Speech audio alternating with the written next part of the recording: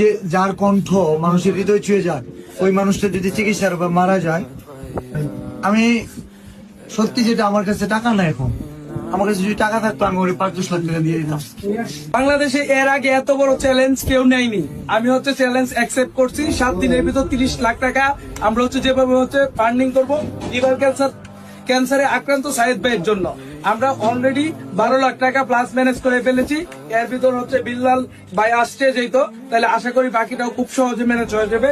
Viral সাইবন আসছে তো বিল্লালের ইতিহাসে সে 24 ঘন্টার ভিতর কত ম্যানেজ করতে পারছে? 43 ঘন্টায় 10 লাখ, 3 দিনে 11 লাখ 85। আচ্ছা, আপনারা শুনে অবাক হবেন। আমি সবকিছু অ্যালাউন্স করে আমি প্রায় 12 ঘন্টার ভিতর সব মিলিয়ে, সরি 12 ঘন্টা না, সব মিলিয়ে 2 দিনের ভিতর আমরা ম্যানেজ করতে পারছি 12 লাখ টাকা। তো আমরা বাকি 18 লাখ টাকা ম্যানেজ করতে চাই। বিল্লাল যেহেতু আছে, এর মধ্যে অনেক কন্টেন্ট